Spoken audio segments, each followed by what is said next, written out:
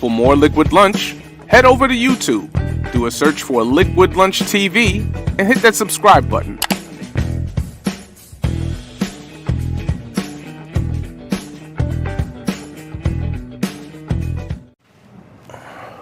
Alrighty, I had to check my watch because we have a studio clock that said it was 4:20. So I don't know. I was looking for like the CBD pen or something, but it's the last segment of the last day of the week, and it's the WTF of all WTFs.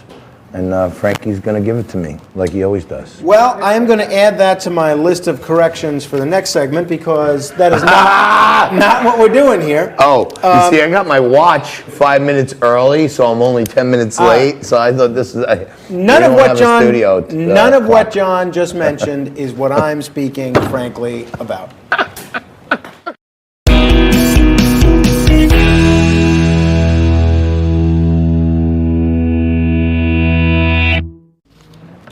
You know, this is like a horror movie. You know, every time you think the killer is done for or the evil person isn't coming back, he or she rears their ugly head again to terrorize the public or the community one more time.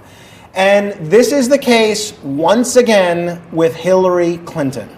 Hillary Clinton did an interview. She sat down for an hour-long interview, not with a seasoned journalist that would actually ask her hard questions. No, she sat down for a podcast interview with one of her former campaign staffers, David Plouffe.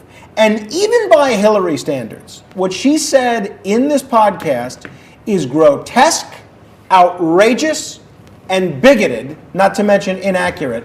Let's have a listen. I'm not making any predictions, but I think they've got their eye on somebody who's currently in the Democratic primary and are grooming her to be the third-party candidate. She's the favorite of the Russians. They have a bunch of sites and bots and other ways of supporting her so far.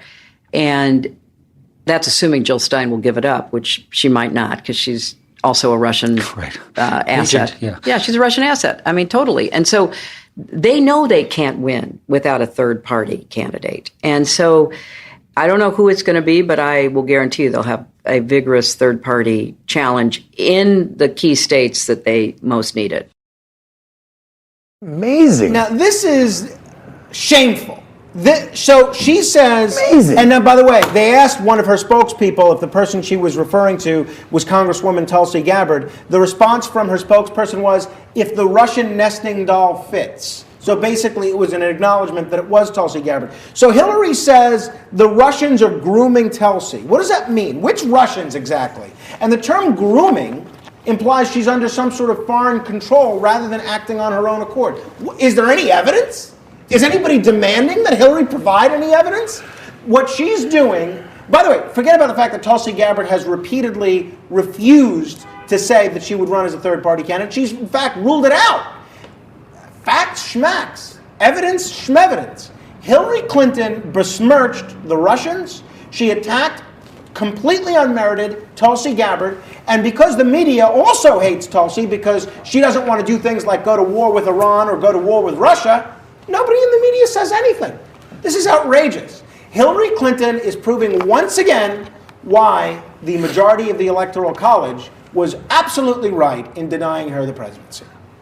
If you want to know about elected folks colluding with other governments, look no further than Hunter Biden getting on the Burisma board when Joe Biden took over Ukraine policy. But Hillary's involved in that too, folks.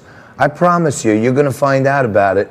It's Shame on very you, rare Shame that you on see you. a woman who was the Secretary of State who ran for president taking out both guns and going full bore at another woman who served our country and making an allegation that she's a Russian asset. Hillary is a bum, in my view. And Tulsi Gabbard, while I don't agree with everything she says, she should keep up the good work.